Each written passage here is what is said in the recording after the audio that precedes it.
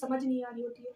अगर हमें कोई बुक दे दी जाए, किसी भी लैंग्वेज में हो, वो अगर चाइनीज़ में हो या फिर फ़ारसी में, किसी में भी हो, और अगर हमें वो दे दी जाए और हमसे कोई कहे कि इसे पढ़ो, तो हम 1 दिन पढ़ेंगे, 2 दिन पढ़ेंगे या 1 पेज पढ़ेंगे, 2 पेज पढ़ेंगे, तो हम कंटिन्यू नहीं करेंगे क्योंकि हमें समझ में ही नहीं आएगा क्या पढ़ रहे हैं। तो हम उस बुक को उठा के रख देंगे, नहीं पढ़ेंगे। लेकिन कुरान हम इस नियत से पढ़ते हैं क्योंकि हमें अल्लाह की रज़ा के लिए और रसूलुल्लाह सल्लल्लाहु अलैहि वसल्लम की खुशनुदी के लिए, और हमें उससे हमें नेकी मिलती है हमें बेसिकली। लेकिन जो अल्लाह ने हमें कुरान में समझाया है, जो वो हमसे कहना चाह रहे हैं, और आप सल्लल्लाहु अलैहि वसल्लम की जो वो हमसे कहना चाह रहे हैं, जो बेसिकली हमारे पास जो अल्लाह की बातें पहुँचनी चाहिए, जो हमें समझना चाहिए, वो हम नहीं समझ पाते हैं। अल्लाह के कलाम को हम नहीं समझ पाते। अल्लाह क्या कह रहा है, हम नहीं समझ पाते हैं।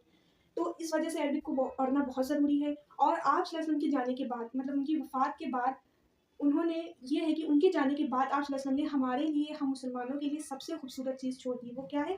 कुरान।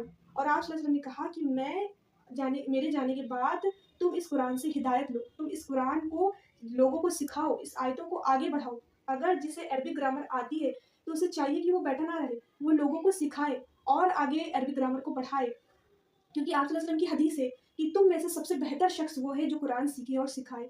तो हमें चाहिए कि हमें जो कुछ भी आता है, हमें एक भी हदीस आती है, हम तुरंत डिलीवर कर दें, तुरंत उसको सिखा दें, है ना? तो हम सबसे अच्छे शख्स में से कहे जाएँगे। और हमारा ये मकसद भी होना चाहिए क्योंकि हम दुनिया में भेजे ही गए हैं किसी मकसद के लिए, किसी पर्पज़ के लिए। अगर हमारा कोई मकसद नहीं होगा, ज़िंदगी में कोई पर्पज़ नहीं होगा, तो फिर हमारा जीना बेकार है। क्योंकि अल्लाह ने हमें भेजा ही है पर्पज़ के लिए, हमें इम्तिहान के लिए। हमारे हर हर मिनट के बाद, हर हर दिन क्या होंगे, एक ना एक इम्तिहान होंगे। अल्लाह हमसे एग्ज़ाम्स लेगा, आज़माइशें होंगी।